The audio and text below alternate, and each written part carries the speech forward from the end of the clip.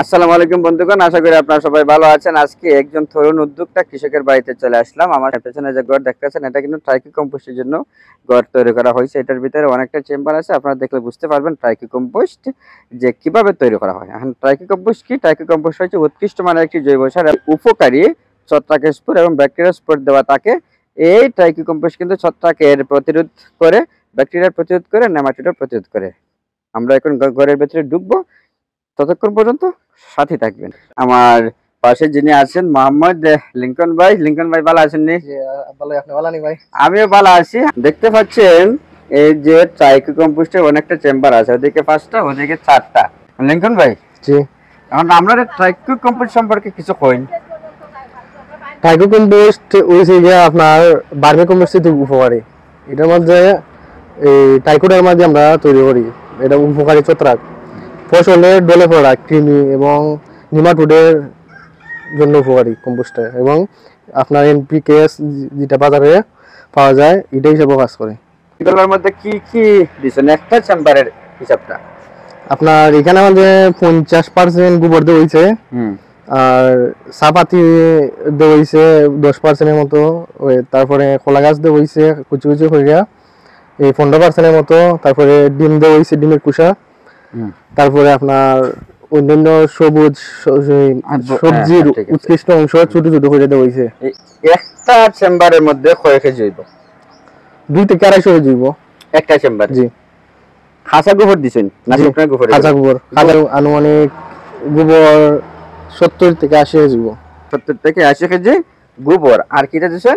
ওই যে ডিমের খোসা কয় কেজি হইব এরকম কোন আন্দাজ আছে না? আমরা প্রথমত আমরা পরিমাপ করে নেই। তবে আপনাদেরকে জানি রাখি, এই মুহূর্তে কিন্তু যে ট্রাইকো কম্পোস্টের ঘরের ভিতরে আছে, এগুলো কিন্তু চেম্বারটা করা হয়েছে, এগুলো কিন্তু যদিও কৃষক এই সম্পর্কে বিস্তারিত জানেন, এগুলো কিন্তু আমরা প্রথম হিসাবে উৎপাদন করতেছি। এটা কতদিন হয়েছে দিচ্ছেন? 16 দিন হয়েছে। এ পর্যন্ত 16 দিন হয়েছে। জি। 16 দিনের ভিতরে উলট পালট বা নাইরা দিছেন কয়বার? 2 বার দিছি। 2 বার?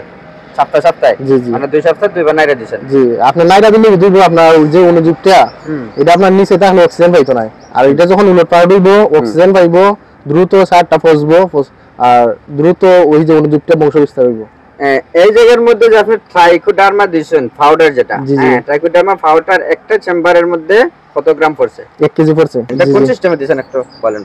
আমরা প্রথমে আগে যেদিন আমরা ওই সারটা প্রস্তুতি করবো চেম্বারে দিব, ওই 24 ঘন্টা আগে আমরা 30 লিটার পানির সাথে 3 কেজি পরিমাণ চিটাগুড়, 10 কেজি পরিমাণ কোয়েলের সাথে দিব ট্রাইকোডার্মা দিয়ে আগের দিন তুমি, তারপরে আগের দিন একসাথে করে মানে মিক্স করে রাখবেন। জি জি জি। ওটা কি চেম্বারের মধ্যে মিক্স করে রাখবেন নাকি আলাদা? চেম্বারও, দেখুন একটা চেম্বারে মিক্স করে রাখিয়া, মানে যাতে দ্রুত মানে ইয়ে করতে পারে, ওই বংশ বিস্তার করতে পারে অনুজীবটা।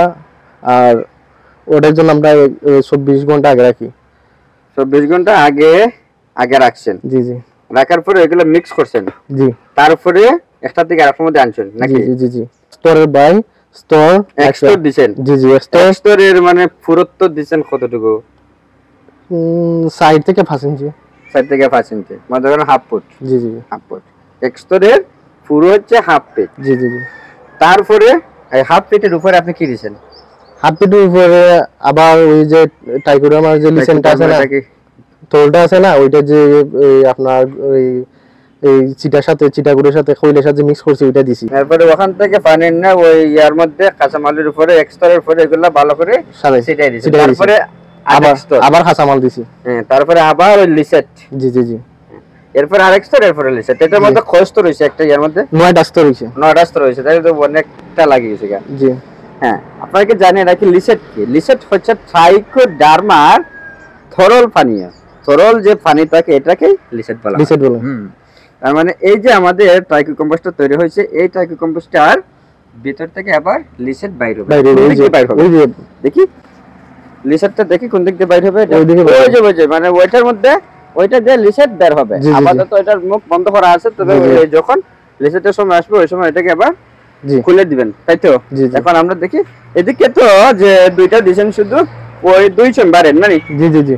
আর ওই যে বাকি যে আরো 3 চেম্বার আছে, এটা ওইদিকে আছে, ওইদিকে দেওয়া আছে, তাই না? হ্যাঁ, ওইদিকে দেওয়া আছে একটা। এখন সুপ্রিয় বন্ধুগণ, আপনারা যারা শাকসবজি চাষ করেন, বিশেষ করে আপনারা অবশ্যই এইরকম ট্রাইকো কম্পোস্ট ব্যবহার করবেন এবং এগুলো তৈরি করার চেষ্টা করবেন। যদি আপনারা কারিগরি সহায়তা চান উপজেলা কৃষি অফিসে যোগাযোগ করবেন, অথবা যিনি ট্রাইকো কম্পোস্ট বা ট্রাইকো ডার্মা বা ট্রাইকো কম্পোস্ট যিনি আগে ব্যবহার করছেন বা এই উৎপাদন করছেন ওনার সাথে আগে যোগাযোগ করে নিতে পারেন, তাহলে আপনার পক্ষে সহজ হবে। এই ট্রাইকো কম্পোস্টের উপকারী দিক কি? ট্রাইকো কম্পোস্ট হচ্ছে একটি জৈবিক ছত্রাকনাশক, ব্যাকটেরিয়া নাশক এবং নেমাটোড নাশক। ওটা নিজে একটা ছত্রাক, নিজে একটা ব্যাকটেরিয়া, নিজে একটা নেমাটোড, যার কারণে ক্ষতিকর ছত্রাক ব্যাকটেরিয়া নেমাটোডকে ধ্বংস করার জন্য এই উপকারী এই স্পোরগুলো বেশি জরুরি।